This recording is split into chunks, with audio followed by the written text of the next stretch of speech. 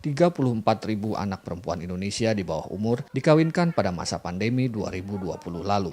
Ini data dari Kementerian Pemberdayaan Perempuan dan Perlindungan Anak. Data Komnas Perempuan lebih mengkhawatirkan lagi, yaitu lebih dari 64.000. Data manapun yang dipakai, yang pasti anak-anak perempuan ini tidak diberi pilihan lain selain dikawinkan. Rasminah, korban kawin anak yang kini menjadi tokoh gerakan menghapus perkawinan anak, mengaku sedih mendengar hal itu. Ya sedih lah, ya bersedih lah, ya pengennya saya sih jangan sampai lah ya. Pesan sama orang tua, udah jangan sampai anak tuh jadi korban perkawinan anak lagi. Udah cukup saya aja yang jadi korban.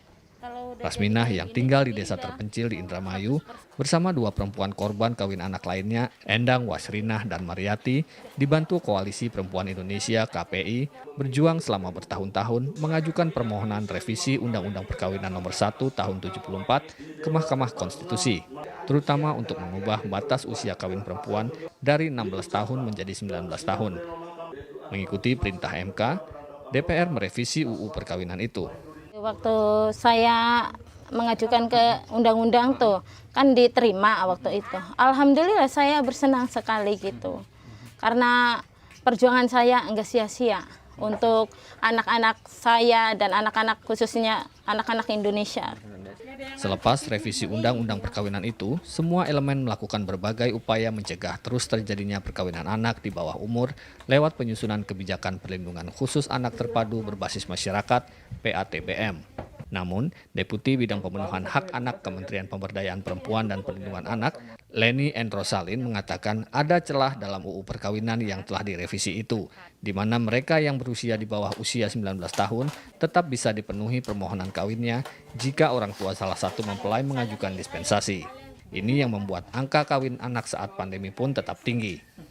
Kalau dilihat dari angka dispensasi kawin yang dikeluarkan oleh Badilak, itu memang betul tahun 2017, 18, 19 itu naik terus dari 13 ribuan perkara, terus di 2019 24 hampir 25.000 perkara, dan di tahun 2020 sekitar 64.000 perkara. Di tahun 2019 ke 2020 nih, 2020 kan pandemi ya, tetapi angka dispensasi meningkat cukup signifikan ya, 2 kali lipat lebih. Melihat celah ini, Kemen PPPA mengajak sejumlah kementerian lain bersinergi membuat rancangan peraturan pemerintah tentang dispensasi kawin. Kuncinya itu nanti sinergi, tidak hanya Kementerian PPPA, ini nanti sinergi.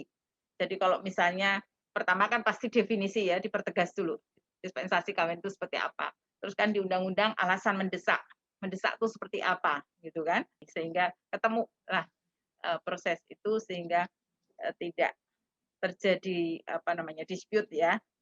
Dengan melibatkan belasan kementerian dan organisasi masyarakat, pemerintah menjalankan sejumlah program, antara lain memberi pelatihan hukum pada warga desa yang dikenal sebagai perempuan champions, di mana mereka menjadi ujung tombak sosialisasi dan pendampingan jika ada kasus perkawinan anak.